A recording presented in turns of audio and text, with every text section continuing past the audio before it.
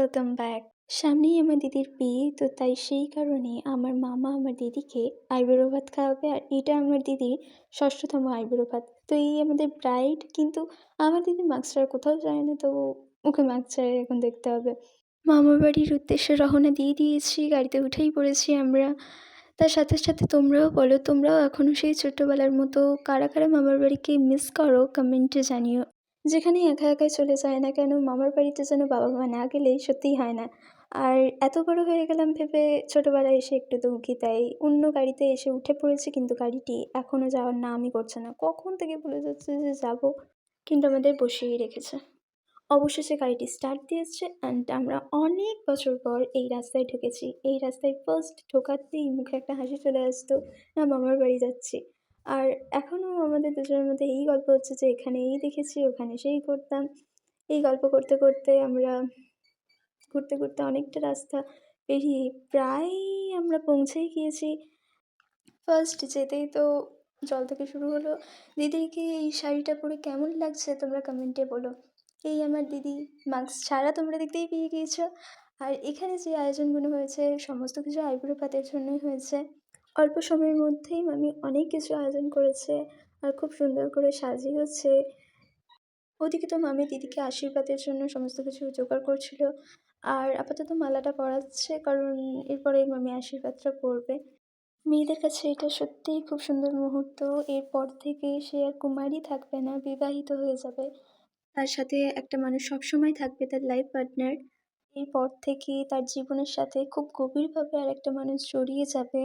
স্মৃতি তো থেকেই যায়, তাই না? আর এই ভিডিওগুলো এক-একটা স্মৃতি হিসেবে থেকে যাবে, কারণ সময় তো জলের গতিতে এগিয়ে চলে, কিছু স্মৃতি রেখে যায় খালি। তাই তো দেখতে দেখতে আজ কতগুলি বছর চলে গিয়েছে আর আমার দিদির বিয়েও চলে এসেছে।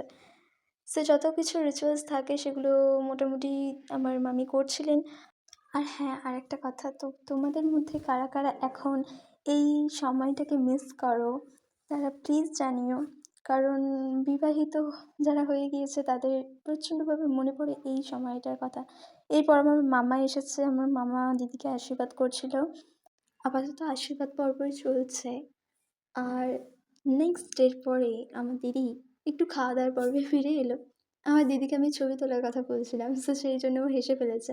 আমার মামি একটু ছবি তুলছিল, তাই আমার দিদি মিষ্টি থেকে স্টার্ট করেছে। আমি একটু খাওয়া দাওয়া করতে বসে গিয়েছি। তো এরপর খাওয়া দাওয়ার পর আমার মামি কোল্ড ড্রিঙ্কস দিয়েছিল, আর এটা কোকোকোলা ছিল।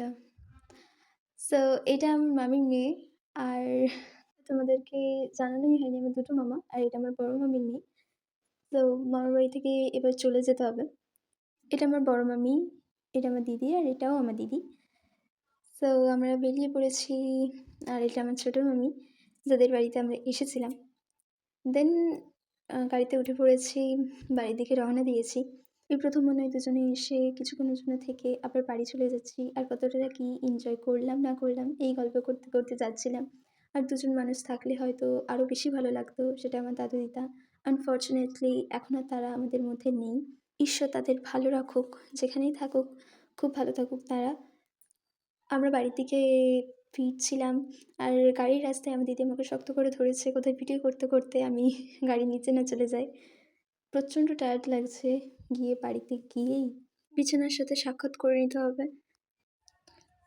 তো বাড়িতে যাওয়ার জন্য আরেকটা গাড়িতে উঠেই পড়েছি। তো এরপরে আমরা বাড়িতেই যাব। সো এইটুকুই। ভিডিওটি কেমন লাগলো অবশ্যই কমেন্টে জানিও।